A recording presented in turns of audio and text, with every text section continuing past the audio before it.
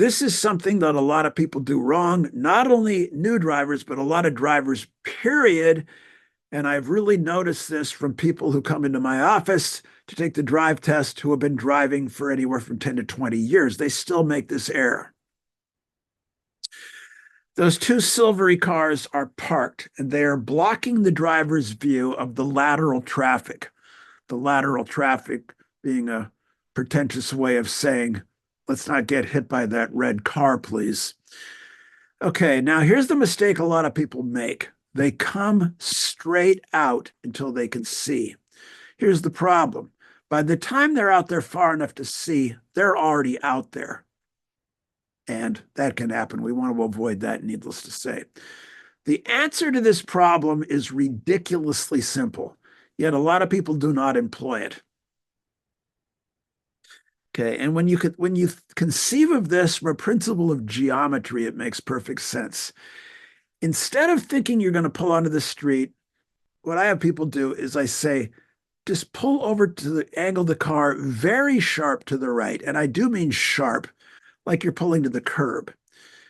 And the driver will be able to see that traffic without actually being out in it. Okay. That's the very simple way of getting around that issue. And again, when you think about it from a principle of geometry, it makes perfect sense. All right. Okay. And again, this video, come on, video. This one that starts, I'm coming up to the stop sign. I stop at the stop sign because it says stop, so I will. First stop is always for pedestrian. Cannot see anything to the left. Nothing. If I went now, it would be like Russian roulette. So I got to get out to where I can see. Okay. Now the parked cars, they're not relevant. The moving ones are very relevant. So I'm going to come out a bit more. I'm going to angle a bit sharper to the right. Now at this point here, I can see, but I want to watch what I do now.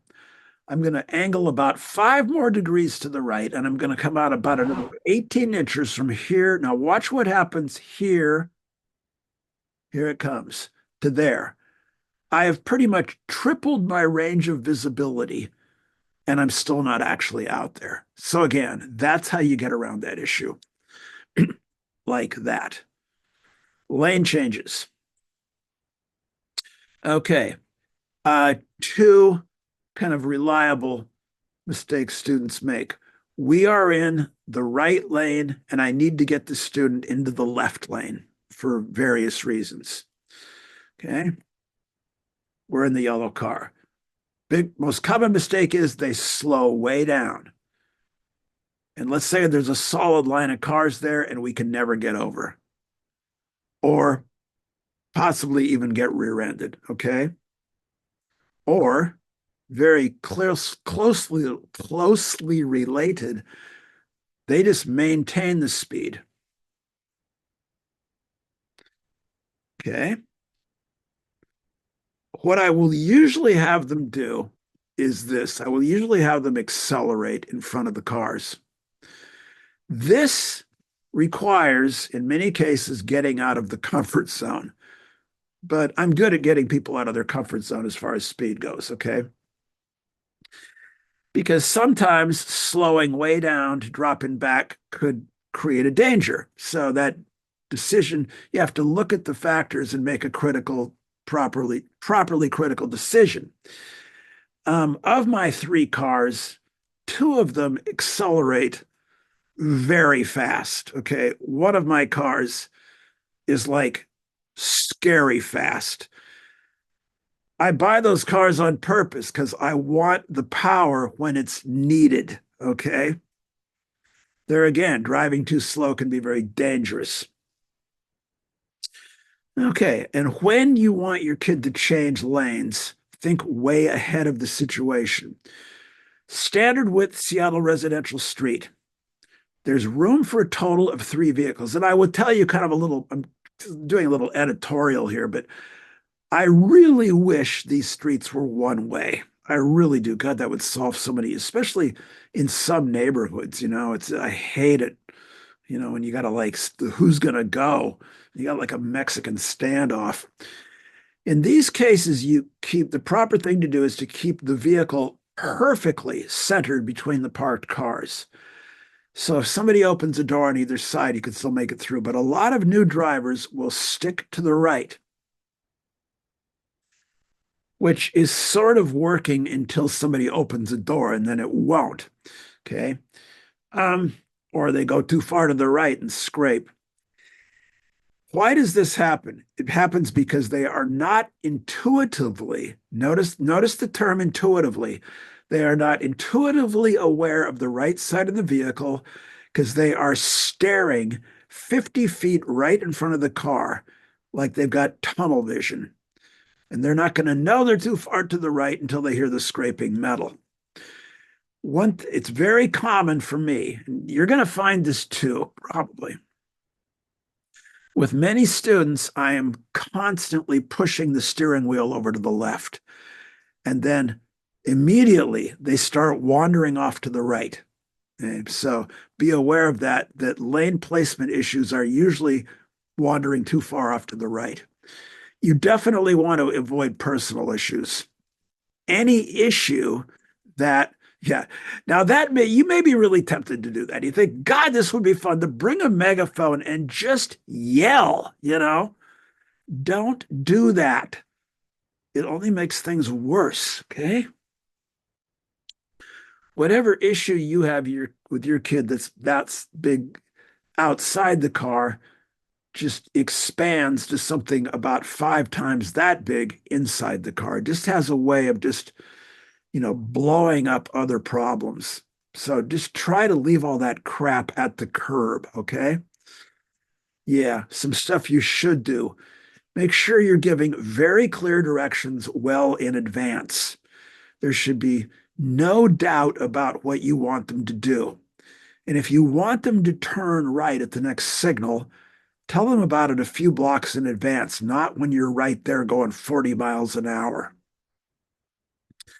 Okay? Don't say right unless you mean the direction right. Okay? Another thing I'll tell you is that a lot of students have no conception of right and left.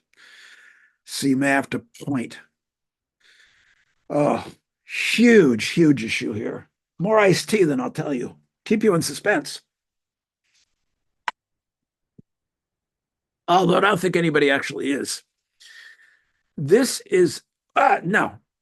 I will tell you for an absolute fact that this is the biggest reason people fail the drive test.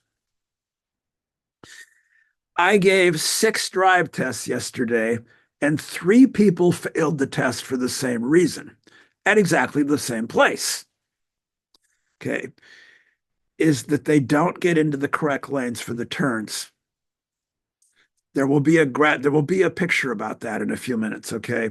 You want to look further ahead than you normally would. You want to think further ahead than you normally would. Again, narrate.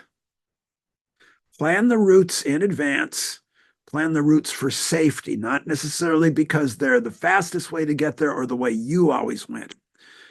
Okay, and again, realize that a lot of them don't know their right from their left, even though they say they do. What I tell my students is, okay, that are getting confused, is think which hand you write with. And when I say right or left, take half a second to think which hand you write with. Good way to remember it. I'm not big on how fast we're going. I usually don't care how fast we're going because we're going to move with the traffic flow, period. No argument about that, okay? Because to not do so is just asking for trouble. I am very big on proper following distance. Now, the legal minimum is 2 seconds. That's way too close. Okay. So, normal 4 to 6. I will have my students generally about 5 to 6 seconds back because their total stopping distance is going to be longer than it is that will be later on. But in the beginning, the total stopping distance for students is longer. So I'd always tell my students, look, always have enough distance in front of you. So if the vehicle in front just stops all of a sudden for any reason, okay, there is no doubt you can stop before running into it. So space is your friend. Okay, this is the corner of Lake City Way and Northeast 115th Street. We are going northbound. My office is on Northeast 113th Street. On the drive test, there are two drive test routes. They've got fantastic names, Route 1 and Route 2, like great names. Okay. We either turn right at 115th at the Shell station, or we go up to Northeast 120th Street at the Chevron station at the next light and turn right. It's the same situation at each one. Okay, so I expect the person I'm testing to figure out that they need to be in that right lane to turn right. Yet, an alarming number of people I'm testing, both my own students and others, they make the turn from the through lane.